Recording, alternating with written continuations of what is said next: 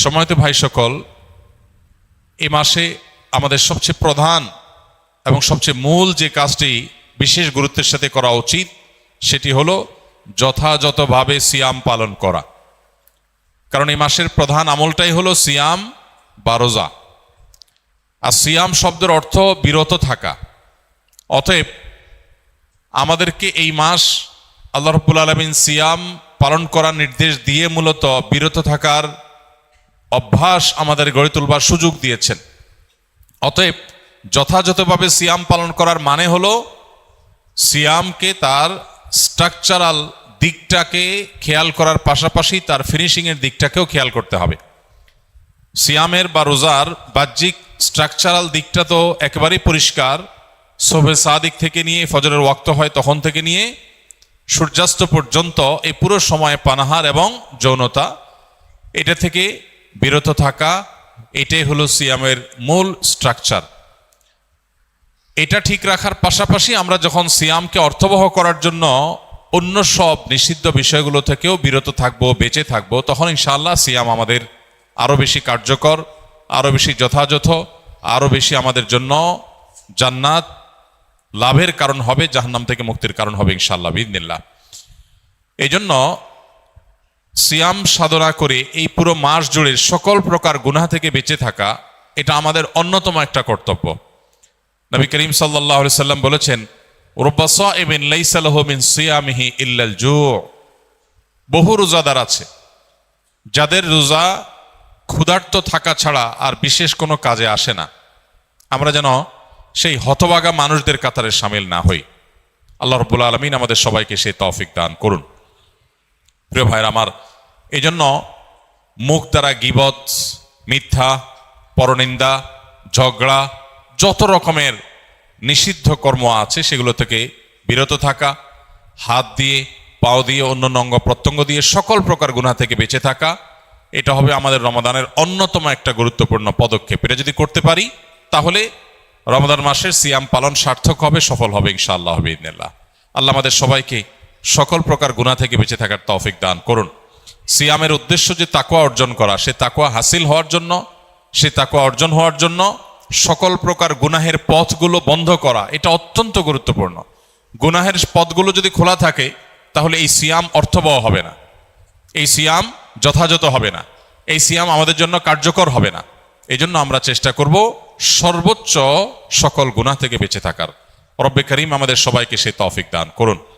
প্রিয় ভাইরা আমার, এই মাস আসার পরও যদি আমরা আমাদের গুনাহগুলো আল্লাহর কাছে মাফ করাতে না পারি, চোখের পানি ফেলে দোয়া করে, কান্নাকাটি করে, সিজদায় গিয়ে একান্তে নিরিবিলি আল্লাহর সাথে যদি এই মাসেও কথা বলতে না পারি, তাহলে জীবনে আর কখনো এই সুযোগ হওয়ার আশা বড় দুরূহ।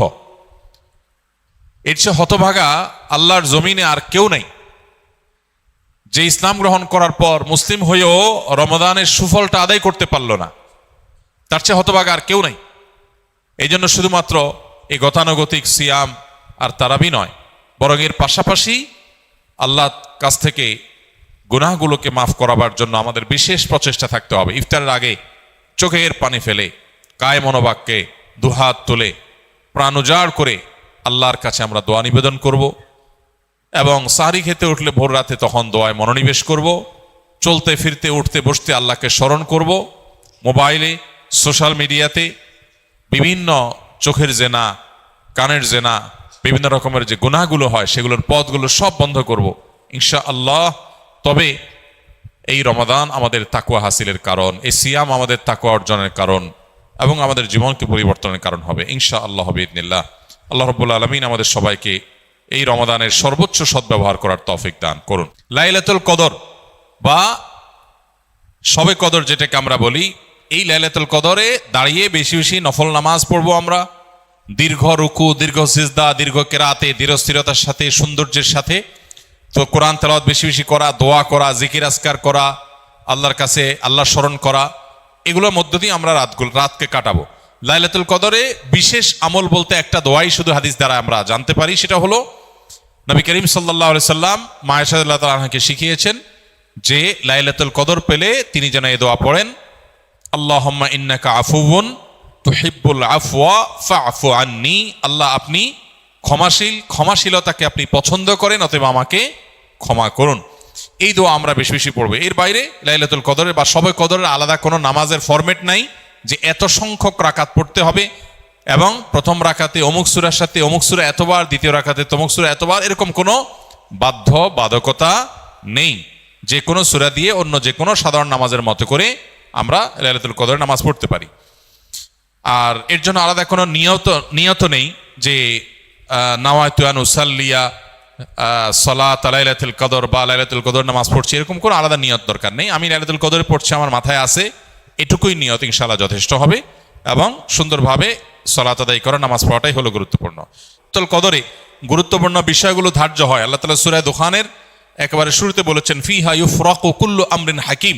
লাইলাতুল কদরে সব গুরুত্বপূর্ণ বিষয়গুলোকে ধার্য করা হয়। এই জন্য লাইলাতুল কদরে গুরুত্বপূর্ণ বিষয় যেন আমার নসিবে আল্লাহ লেখেন, আল্লাহ যেন তাকদিরে ভালো কিছু দেন, আমরা আল্লাহর কাছে দোয়া করব। এবং সেই সাথে তাকদিরে যেন ভালো কিছু হয় সেজন্য নেক আমল করবো ইনশাআল্লাহ। যে যত বেশি নেক আমল করবে এবং যে যত বেশি গুনাহ থেকে বেঁচে থাকবে, আল্লাহ তাআলা তার জন্য তত বেশি কল্যাণের ফয়সালা, ভালোর ফয়সালা করবেন। আমরা আল্লাহর কাছে দোয়া করব এবং নেক আমল করব, গুনাহ থেকে বেঁচে থাকবো। বাস এই ত্রিমুখী প্রচেষ্টায় আমাদের নসিবে ভালো কিছু আসবে। এর বাইরে আলাদা কিছু আমল আছে যেগুলো নিয়ে আমাদের স্বতন্ত্র একটা ভিডিও বোধহয় ইউটিউবে আছে, যে ভাগ্য সুপ্রসন্ন হবে যে সমস্ত আমলের ডিটেল সেখানে বলা আছে। যেমন কেউ যদি চায় তার রিজিক বাড়ুক, কেউ যদি চায় তার হায়াত বাড়ুক, তাহলে সে আত্মীয় স্বজনের সাথে সুসম্পর্ক বজায় রাখবে, রক্ত সম্পর্কীয় বন্ধনগুলো মজবুত করবে। কারণ বুখারী বর্ণিত হাদিসে নবী সাল্লাল্লাহু আলাইহি ওয়াসাল্লাম বলেছেন মান সাল্লাহু আইয়ুবসাতা লাহু ফি রিজকিহি আও ইউনসা লাহু ফি আথারিহি ফালিয়াসিল রাহিমা। যে চায় তার রিজিক প্রশস্ত হোক, তার হায়াত বাড়ুক, বরকত হোক, তাহলে সে যেন তার রক্ত সম্পর্কীয় সম্পর্কগুলো বাড়ায়। ঠিক তেমনিভাবে জীবনে বারাকা লাভের যে সমস্ত উপায়গুলো আছে, যে কোনো কাজ বিসমিল্লাহ দিয়ে শুরু করা, কুল্লু আমরিন যি বালিন লাম ইউবদা বিবিসমিল্লাহি ফাহুয়া আবতার আও আকতা আও কামা ওয়ারাদা ফিল হাদিস। কোনো গুরুত্বপূর্ণ কাজ আল্লাহর নাম নিয়ে শুরু করলে সেখানে বরকত হয়। অতএব আমার নসিবে ভালো কিছু হওয়ার জন্য এই আমার হাদিস বর্ণিত আমলগুলোকে আমরা ফলো করতে পারি। আর জেনারেলি কথা হলো নেক আমল বেশি করা, গুনাহ থেকে বেঁচে থাকা, আর নসিবে ভালো কিছু দেওয়ার জন্য আল্লাহর কাছে দোয়া করা। লা ইয়ারুদ্দুত তাকদীর ইল্লা দোয়া, কারণ তাকদীর এটা দোয়া দ্বারায় ক্ষেত্র বিশেষে পরিবর্তন হয়, হাদিস দ্বারা প্রমাণিত। এই জন্য গভীরভাবে আল্লাহর কাছে দোয়া মনোনিবেশ করতে হবে। রমাদানের শেষ দশকের বিশেষ আমল নবী করিম সাল্লাল্লাহু আলাইহি সাল্লামের জীবনী থেকে যেটা আমরা প্রায়, সেটা হলো যে আম্মা জান আয়েশা রাদিয়াল্লাহু তাআলা আনহা থেকে বর্ণিত, নবী করিম সাল্লাল্লাহু আলাইহি সাল্লাম রমজানের শেষ দশক যখন শুরু হতো তখন তিনি কি করতেন? কানান নবী সাল্লাল্লাহু আলাইহি সাল্লাম ইদা দাখালাল আশর, রমজানের শেষ দশক যখন শুরু হতো, আহইয়া লাইলা, নাম্বার 1, তিনি রাত জেগে ইবাদত করতেন। অনেক মুহাদ্দিসগণ, অনেক হাদিস বিশারদগণ বলেছেন এর অর্থ হলো রাতে তিনি ঘুমোতেন না শেষ দশক। আবার অনেক মুহাদ্দিসগণ বলেছেন কুমিল লাইলা ইল্লা কালিলার উপর আমল করে সামান্য ঘুমাতেন, বেশিরভাগ রাতে ইবাদত করতেন। তাহলে 1 নম্বর আমল হলো শেষ দশকের প্রতিটা রাত জেগে ইবাদত করা। নাম্বার 2, ওয়াইকাযা আহলাহ, নফল আমলের জন্য অন্য কোনো সময় পরিবারকে ডেকে তুলতেন না, কিন্তু রমজানের শেষ দশক পরিবারকে ঘুম থেকে ডেকে তুলতেন ইবাদতের জন্য। তার মানে পরিবারকে ইবাদতের জন্য উদ্বুদ্ধ করতে হবে। 3 নম্বর, ওয়াশাদ্দা মিযজারাহ, তিনি ইবাদতের জন্য কোমর বেঁধে নিতেন। কোমর বেঁধে নেওয়ার একটা অর্থ করেছেন অনেক হাদিস বিশারদ, স্ত্রী সহবাস থেকে দূরে থাকতেন। আরবরা এরকম কোমর বেঁধে নেওয়া বলতে এরকম ইঙ্গিত করে থাকে। আবার অনেক মুহাদ্দিসগণ এর ব্যাখ্যা করেছেন যে কোমর বেঁধে নেওয়া মানে আমরা যেরকম বলি কোমর বেঁধে ইবাদত করা, কোমর বেঁধে নেমে যাওয়া কোনো কাজে, তার মানে সর্বোচ্চ মেহনত এবং পরিশ্রম সাধনা করতেন ইবাদতের জন্য। আর অন্য আরেকটি হাদিসে আসছে কানা ইয়াজতাহিদু ফীহি মা লা ইয়াজতাহিদু ফি গায়রি, নবীজি শেষ দশকে ইবাদতের জন্য এত বেশি পরিশ্রম করতেন, বছরে অন্য কোন সময় ইবাদতের জন্য এত পরিশ্রম করতেন না। অথচ আমরা শেষ দশকে বেশিরভাগ মানুষ হয় গ্রামের বাড়ি যাওয়ার নিয়ে ব্যস্ত, গ্রামের বাড়ি যাওয়ার পরে বিভিন্ন বাড়িতে বাড়িতে ঘোরার, গ্রামে গ্রামে ঘোরার নিয়ে ব্যস্ত, আর শহরে যারা আছি তারা কেনাকাটা, শপিং ইত্যাদিতে ব্যস্ত। তো এটা হলো আমাদের শেষ দশকের অভ্যাস, যেটা হাদিসের একেবারেই বিপরীত। শেষ দশক হওয়া উচিত প্রথম দশক, দ্বিতীয় দশকের চাইতে বেশি ইবাদতে বেশি মনোযোগী হওয়া উচিত আমাদের শেষ দশকে। আল্লাহ আমাদেরকে তৌফিক দান করুন। লাইলাতুল কদর আমরা কিভাবে কাটাবো?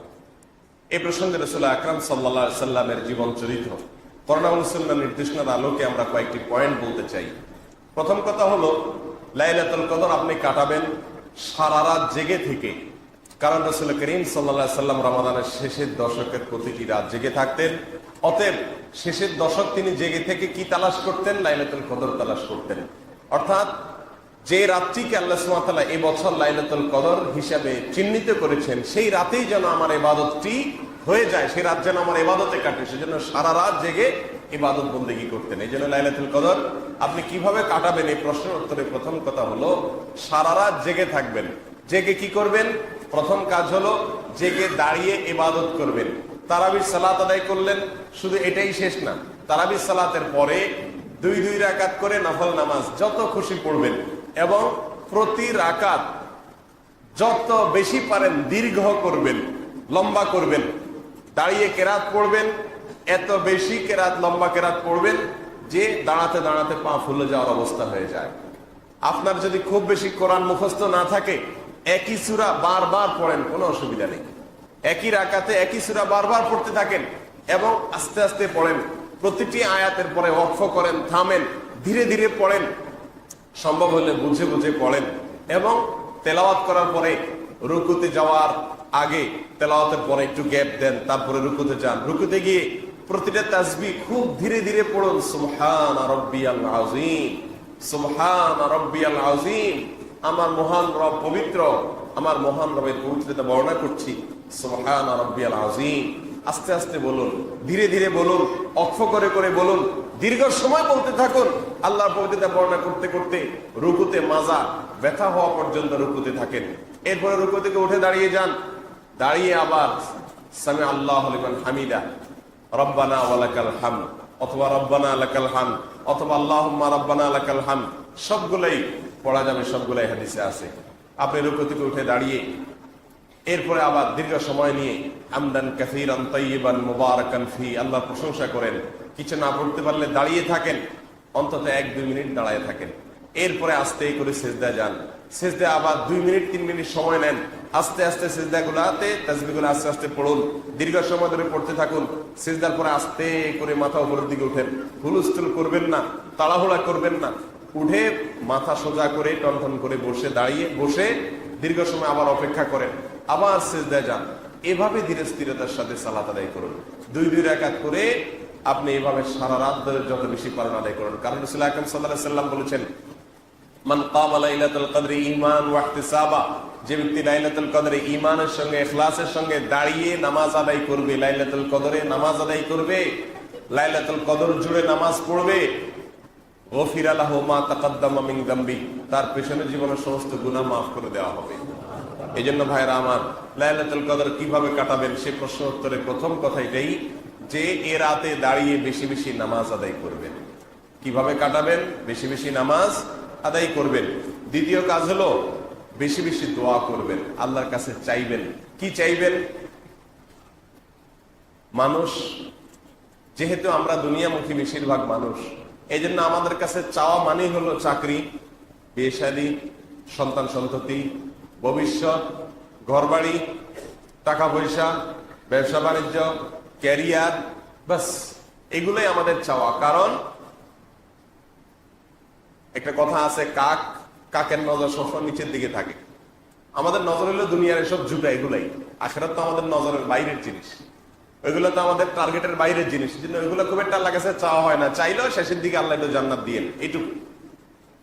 মানে এটা একটা খাবারের সালাদের মতো আর কি। হইলো জান্নাত দিলেন, কিন্তু মেইন হলো আল্লাহ।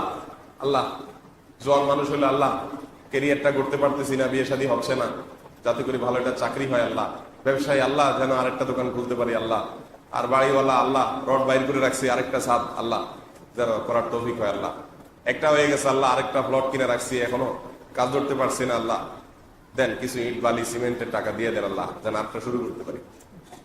ঠিক না? ঠিক। বাস ধান্দা একটাই,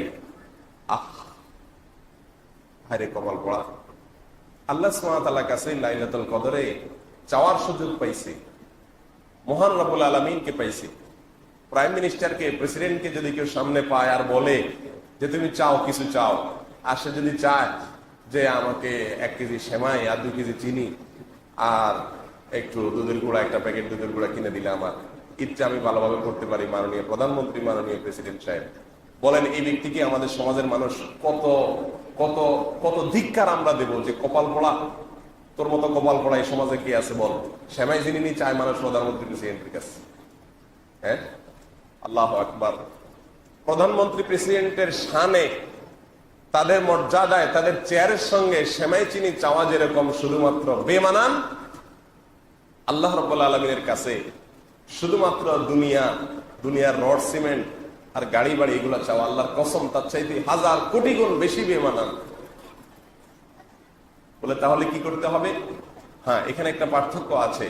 দুনিয়ার মানুষের কাছে ছোটখাটো জিনিস চাইতে মানুষ লজ্জাবোধ করে না, আল্লাহর কাছে অবশ্য ছোটখাটো জিনিস চাইতে লজ্জাবোধ করা যাবে না। বরং রাসূল আকরাম সাল্লাল্লাহু আলাইহি সাল্লাম বলেছেন, জুতার ফিতা ছিঁড়ে গেছে সেটাও পর্যন্ত সংশোধিত এবং সারাবার জন্য আল্লাহর কাছে সাহায্য চাও।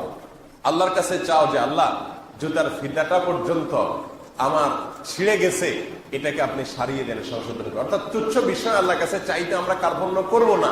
দুনিয়ার প্রেসিডেন্ট, প্রধানমন্ত্রীর সঙ্গে আল্লাহ সুবহানাহু ওয়া তাআলার একটা বিশেষ পার্থক্য এবং বৈশিষ্ট্য।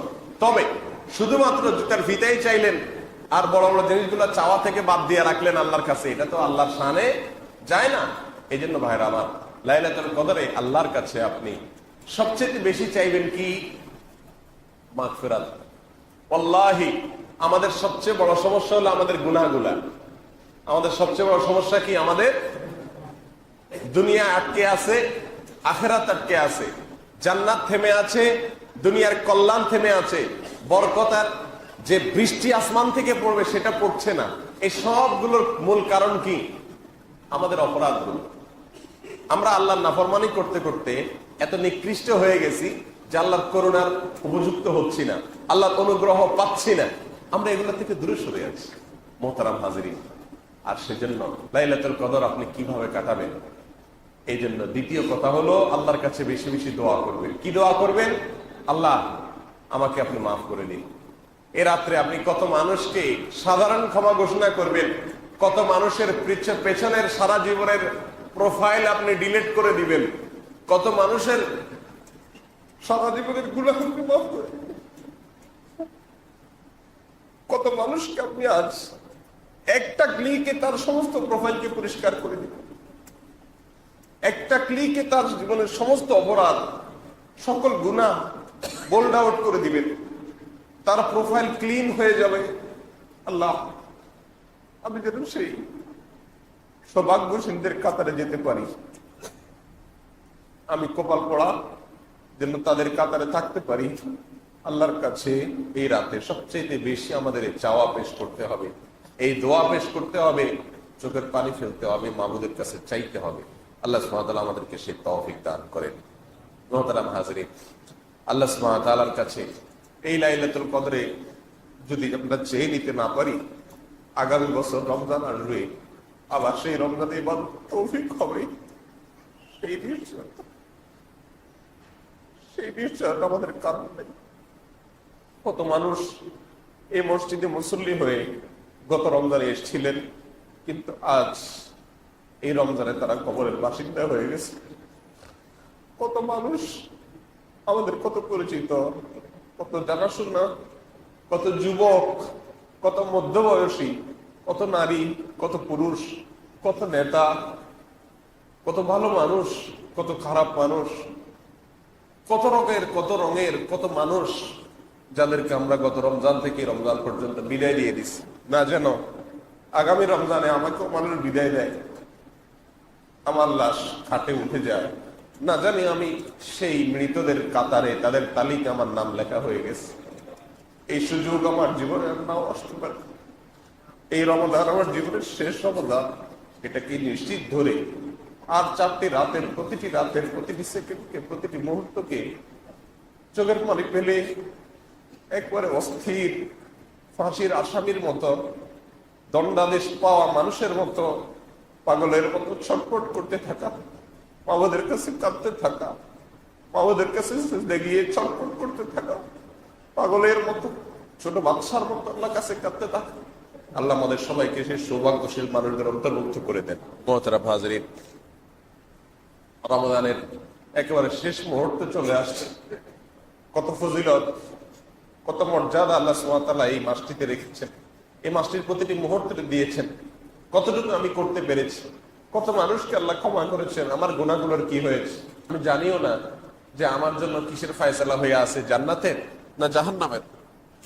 অথচ আমি ঈদের জন্য বিশাল প্রস্তুতি নিচ্ছি, আমার ঈদের আয়োজনের কোনো কমতি নেই। প্রিয় ভাইরা আমার, এর চাইতে বড় কপাল পড়া, এর চাইতে বড় হতভাগা আর কে হতে পারে? এই জন্য রমাদানের শেষের মুহূর্তগুলোকে আল্লাহ সুবহানাহু ওয়া তাআলার ইবাদত বন্দেগীতে আরো বেশি আমরা মনোনিবেশ করি, আরো বেশি আল্লাহর কাছে চোখের পানি ফেলি এবং আরো বেশি আল্লাহর দিকে মনোযোগী হই। প্রতিটি রাতের প্রতিটি মুহূর্তকে কাজে লাগাই। আল্লাহ আমাদেরকে সেই তৌফিক দান করেন। মুহতারাম হাজিরিন, লাইলাতুল কদর আমরা কিভাবে কাটাবো বলছিলাম। তো দ্বিতীয় কথা হলো, এ রাতে আল্লাহর কাছে বেশি বেশি দোয়া করবো, আল্লাহর কাছে বেশি বেশি মাফ চাইবো। আল্লাহ আমাকে মাফ করে দেন, আল্লাহ আমাকে কপাল পোড়াদের মধ্যে শামিল রাখেন না, আল্লাহ আমাদেরকে সৌভাগ্যবান মানুষদের কাতারে রাখেন, আল্লাহ ঈমান নিয়ে যাওয়ার তৌফিক দিয়েন, আল্লাহ জান্নাতি হয়ে যাওয়ার তৌফিক দিয়েন, আল্লাহ চূড়ান্ত হাসি শেষ হাসি হাসার তৌফিক দিয়েন। আল্লাহর কাছে চোখের পানি ফেলে এগুলো চাইবো। এর পাশাপাশি দুনিয়ার সুখ শান্তিও চাইবো। কিন্তু দুনিয়ার সুখ শান্তি এটাই যেন আমাদের একমাত্র চাওয়া না হয়, বরং আমাদের সবচেয়ে বড় চাওয়া হবে জান্নাত, সবচেয়ে বড় চাওয়া হবে জাহান্নাম থেকে মুক্তি, আল্লাহর সন্তুষ্টি, আল্লাহর প্রিয় বান্দা হতে পারা। আল্লাহ আমাদের সবাইকে সেই তৌফিক দান করুন। প্রিয় ভাইরা আমার, লাইলাতুল কদর কিভাবে কাটাবো?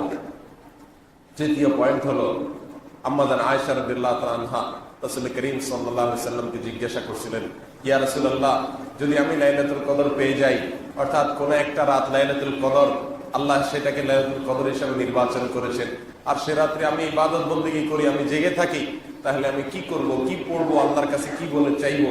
তখন রাসূল আকরাম সাল্লাল্লাহু আলাইহি ওয়াসাল্লাম তাকে একটা বিশেষ দোয়া শিক্ষা দিয়েছেন।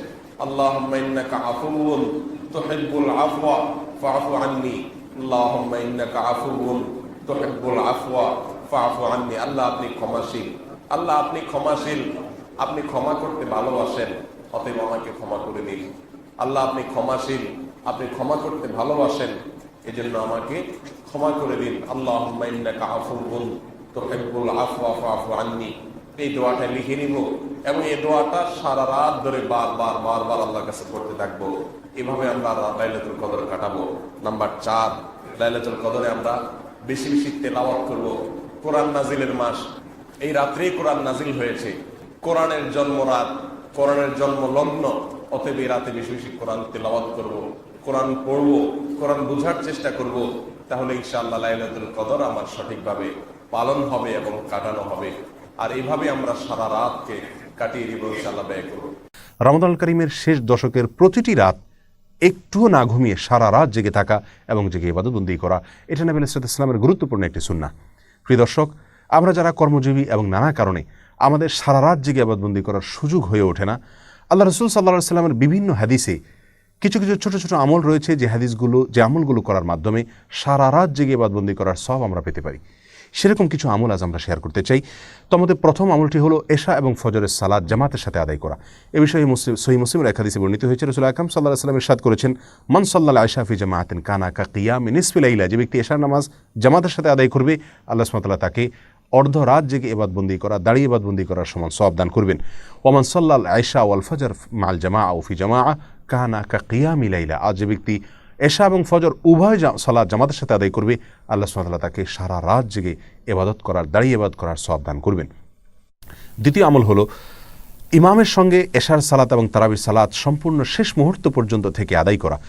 এ বিষয়ে তিরমিজি এবং আবু দাউদে বর্ণিত হাদিসে রাসূল আকরাম সাল্লাল্লাহু আলাইহি ওয়াসাল্লাম ইরশাদ করেছেন, ইন্নার রাজুলা ইযা সাল্লা মা'আল ইমামি হাত্তা ইয়ানসারিফা হুসিবা লাহু কিয়ামুল লাইলা। যে ব্যক্তি ইমামের সঙ্গে রাতে সালাত আদায় করে, এশা পড়ে, তারাবি পড়ে এবং ইমাম চলে যাওয়া পর্যন্ত তিনি অপেক্ষা করেন, অর্থাৎ শেষ পর্যন্ত থাকেন সালাত ইমামের সঙ্গে, এ ব্যক্তিকে আল্লাহ সুবহানাহু ওয়া তাআলা রাতে দাঁড়িয়ে, সারা রাত জেগে দাঁড়িয়ে ইবাদত করার সমান সওয়াব দান করেন। তৃতীয়ত হলো রাতের যে কোনো সময় 100 আয়াত তেলাওয়াত করা। এ বিষয়ে সহিহুল জামে একটি হাদিস বর্ণিত হয়েছে, যে হাদিসে নবী আলাইহিস সালাম ইরশাদ করেছেন, যে ব্যক্তি রাতে 100টি আয়াত তেলাওয়াত করে, আল্লাহ সুবহানাহু ওয়া তাআলা তাকে সারা রাতের ইবাদতের সমান সওয়াব দান করেন, যে কোনো জায়গা থেকে 100 আয়াত তেলাওয়াত করলে রাতের ভিতরে। 4 নম্বর আমল হলো, যে ব্যক্তি বিছানায় এলেন এই উদ্দেশ্যে যে তিনি উঠে ইবাদতবন্দি করবেন, কিন্তু তার ঘুম তারপরে প্রাবল্য বিস্তার করার ফলে তিনি আর জেগে ইবাদতবন্দি করার সুযোগ পাননি, ঘুম এসে গেছে এবং সেটা প্রবল হয়ে গেছে, এই ব্যক্তি যে প্রতিজ্ঞা করেছেন, তিনি যে দৃঢ় ইচ্ছা পোষণ করেছেন উঠে সালাত আদায় করবেন, শুধুমাত্র এই তার সদিচ্ছা এবং দৃঢ় প্রতিজ্ঞার কারণে আল্লাহ সুবহানাহু ওয়া তাআলা তাকেও সারা রাত জেগে যেভাবে তিনি নিয়ত করেছিলেন জেগে ইবাদত করবেন, সেভাবে আল্লাহ সুবহানাহু ওয়া তাআলা ইবাদতের সওয়াব তাকে দান করবেন। আর তার যে ঘুম এসেছে এটি আল্লাহ সুবহানাহু ওয়া তাআলার পক্ষ থেকে তার জন্য সাদাকা বা উপহার ছিল। প্রিয় দর্শক, এছাড়াও রাসূল আকরাম সাল্লাল্লাহু আলাইহি ওয়াসাল্লাম বিভিন্ন হাদিস থেকে রাতে সিয়াম এবং দিনে কিয়াম অর্থাৎ রাতে রোজা এবং দিনে দাঁড়িয়ে ইবাদতবন্দি করা সব এনে দেয় কিছু কিছু আমল। তার মধ্যে থেকে একটি হলো উত্তম আচরণ, উত্তম ব্যবহার, সুন্দর আখলাক। আরেকটি হলো ইয়াতিম এবং বিধবা এই সমস্ত লোকদের জন্য যারা কষ্ট করে পরিশ্রম করে তাদের কল্যাণে যারা কাজ করে। তৃতীয়ত হলো জুমার দিনের যত আদব আছে, যত সুন্নাহ আছে সেগুলোকে যারা ফলো করেন এবং মেনে চলেন। আর চতুর্থত হলো আল্লাহর রাস্তায় রাত জেগে যারা পাহারাদারির কাজ করেন একদিন এবং এক রাত, তাদেরকে আল্লাহ সুবহানাহু ওয়া তাআলা রাত জেগে ইবাদতের সওয়াব দান করে থাকেন। প্রিয় দর্শক, অতএব আমরা এই সমস্ত আমলগুলোর মাধ্যমেও রমাদানুল কারীমের শেষ দশকে রাত জেগে ইবাদতের সওয়াব আমরা নিজের করে নেওয়ার চেষ্টা করতে পারি। তবে বলাই বাহুল্য, সারা রাত জেগে ইবাদত বন্দিগি করা আর এই সমস্ত আমলের মাধ্যমে শর্টকাট ওয়েতে ইবাদত বন্দিগির সওয়াব অর্জন করা, দুইটা আসমান এবং জমিন যেরকম তফাৎ তার চেয়ে বেশি তফাৎ এই দুইটার মধ্যে রয়েছে। অতএব আমরা চেষ্টা করব রমাদানের শেষ দশকের প্রতিটি রাত জেগে ইবাদতবন্দি করার। যদি সেই সুযোগ না হয় তাহলে অন্তত চেষ্টা থাকবে এই সমস্ত আমলগুলোর মাধ্যমেও আমি সারা রাত জেগে ইবাদতের সওয়াব যেন নিজের করে নিতে পারি। লাইলাতুল কদর যেন আমার মিস না হয়, লাইলাতুল কদরের ইবাদতের সওয়াব যেন আমি পেতে পারি। আল্লাহ সুবহানাহু ওয়া তাআলা দেখবেন আমার প্রচেষ্টা, আমার ইচ্ছা, আমার সাধনা, আমার আন্তরিকতা। আল্লাহ সুবহানাহু ওয়া তাআলা আমাদের সকলকে রমাদানের শেষ দশকের প্রতিটি রাত সারা রাত জেগে ইবাদত করার তৌফিক দান করুন। সেটা যদি আমরা করতে নাও পারি, অন্তত দুধের স্বাদ ঘোলে মেটাবার যে চেষ্টা সেটাও যেন আমাদের মধ্যে থাকে, আন্তরিকতা যেন প্রকাশ হয়। আল্লাহ তাআলা আমাদের সকলকে তৌফিক দান করুন। জাযাকুমুল্লাহু খায়রা। আসসালামু আলাইকুম ওয়া রাহমাতুল্লাহি ওয়া বারাকাতুহু। লাইলাতুল কদর বা শবে কদর এটা সারা পৃথিবীর সব অঞ্চলে একযোগে একসঙ্গে একটা রাতেই হয়, নাকি এক এক অঞ্চলে মানুষের লাইলাতুল কদর এক এক রাতে হয়ে থাকে? এ বিষয়ে আমরা অনেককেই প্রশ্ন করতে দেখেছি। মূলত রমজানের শেষ দশকের বেজোড় রাতগুলোতে লাইলাতুল কদর হওয়ার সম্ভাবনা বেশি থাকে, আর শেষ দশকের যে কোনো রাতেও লাইলাতুল কদর হতে পারে, এটি বিভিন্ন হাদিস থেকে আমরা বুঝতে পারি। এর মধ্যে থেকে 23, 27, 21 এই সমস্ত রাতের কথা যে সমস্ত বর্ণনা পাওয়া যায় সেগুলো দ্বারা ওই রাতেই প্রতি বছর নির্দিষ্ট করে লাইলাতুল কদর হয়ে থাকে এরকম চূড়ান্ত কোনো কিছু বোঝা যায় না। যার কারণে রাসূল করিম সাল্লাল্লাহু আলাইহি ওয়াসাল্লাম রমজানের শেষ দশকের প্রতিটি রাতে ইবাদতবন্দি করতেন এবং আমাদেরকেও সেজন্য তিনি উৎসাহ দিয়েছেন যাতে করে আমরা লাইলাতুল কদর পেতে পারি। এখন কথা হলো, সারা পৃথিবীতে একযোগে একটা রাতেই লাইলাতুল কদর হয় কি না? এর উত্তর হলো হ্যাঁ। বেশিরভাগ বা প্রায় সকল স্কলারদের মত এরকমই যে সারা পৃথিবীতে একটি রাতেই লাইলাতুল কদর হয়ে থাকে এবং সে রাতটি নির্দিষ্ট। এই রাতেই সারা পৃথিবীতে লাইলাতুল কদর হবে। হ্যাঁ, সে রাতের গমন এবং আগমন সেটা কোনো অঞ্চলভেদে সেটা আগে এবং পরে হতে পারে। যেমন কথার কথা, আজকের যে রাতটি এখন আমরা যে রাতে রয়েছি, এই রাতটি পাক ভারত মহাদেশের মানুষের জন্য বেজোড় একটি রাত, 23তম রাত কথার কথা। এই 23তম রাতে যদি এবছর লাইলাতুল কদর হিসাবে আল্লাহ সুবহানাহু ওয়া তাআলা রাতকে নির্ধারণ করে থাকেন, তাহলে এই রাতটি পৃথিবীর প্রত্যেকটা অঞ্চলে তো ঘুরে ঘুরে আসবে 24 ঘন্টার ভিতরে। এই রাতটি যে অঞ্চলে যখন আসবে সেটা আমাদের রাত শেষ হওয়ার কয়েক ঘন্টা পরে শুরু হোক অন্য কোনো অঞ্চলে, অথবা আমাদের শুরু হওয়ার আগে কোনো অঞ্চলে শেষ হয়ে গেছে, এই রাতটি 24 ঘন্টার ভিতরে যে অঞ্চলে যখনই থাকবে তখনই লাইলাতুল কদর হবে। এবং ফেরেশতাদের আগমনের কথা বলা হয়েছে, যখন যেখানে রাত হবে সেখানে ফেরেশতাদের আগমন এর বিষয়টি ঘটবে। তাহলে রাত একটাই থাকছে, সে রাতেই সারা পৃথিবীর সকল অঞ্চলে লাইলাতুল কদর হচ্ছে। তবে সে রাতটি কোনো অঞ্চলে মানুষের জন্য হয়তো বেজোড় রাত হচ্ছে, অন্য অঞ্চলে মানুষের জন্য সেটি জোড় রাত হতে পারে। এটি হলো অনেক ওলামার ব্যাখ্যা, তার মধ্যে থেকে শেখ সুলাইমান আত-তুয়াইজিরি সহ সৌদি আরবের অনেক বড় বড় স্কলারগণ এরকম ব্যাখ্যা করেছেন। এর বাইরে কোনো কোনো ওলামা ইকরাম অবশ্য ভিন্ন কথা বলেছেন। তারা বলেছেন যে আল্লাহ সুবহানাহু ওয়া তাআলা কোনো একটি রাত কোনো বছরের জন্য চূড়ান্ত করেছেন। কথার কথা এবছর 25তম রজনীতে লাইলাতুল কদর হবে, বেজোড় রাত 25তম রাত। সারা পৃথিবীতে যে দেশে যখন 25তম রজনী হবে সেই দেশে তখন লাইলাতুল কদর হবে, এরকম একটা ব্যাখ্যাও আছে। যদিও ম্যাক্সিমাম স্কলারদের মত হলো যে একযোগে একটি রাতেই লাইলাতুল কদর হবে। সে রাতটি কোনো অঞ্চলে একটু আগে আসতে পারে, কোনো অঞ্চলে একটু পরে আসতে পারে, কিন্তু রাত সেটাই থাকবে। কারোর জন্য জোড় হতে পারে, কারোর জন্য বেজোড় হতে পারে, রাত সেটাই থাকবে এবং সেটা রমজানের শেষ দশকের মধ্যেই থাকবে। প্রিয় দর্শক, তাহলে আমরা পৃথিবীর যে প্রান্তেই বসবাস করি না কেন, আমাদের জন্য সবচেয়ে গুরুত্বপূর্ণ বিষয় হলো রমাদানের শেষ দশকের প্রতিটি রাতে ইবাদতবন্দি করা, বেজোড় রাতগুলোতে বেশি করে করার চেষ্টা করা। এর মধ্য থেকে কোন রাতে লাইলাতুল কদর হবে আমরা কেউই জানি না। অতএব এক এক অঞ্চলে এক এক রাতে হচ্ছে নাকি একই রাতে হচ্ছে, এ বিষয়ে জানা আমাদের জন্য যতটা গুরুত্বপূর্ণ, এর চাইতে অনেক বেশি গুরুত্বপূর্ণ হলো আমি যেখানে অবস্থান করছি সেখানে রমজানের শেষ দশকের প্রতিটা রাতে ইবাদতবন্দি করার চেষ্টা করা। আল্লাহ তাআলা আমাদের সকলকে লাইলাতুল কদর ইবাদতবন্দি করার তৌফিক দান করুন এবং লাইলাতুল কদরের ইবাদতের ফজিলত আমাদের প্রত্যেককে আহরণ করার তৌফিক নসিব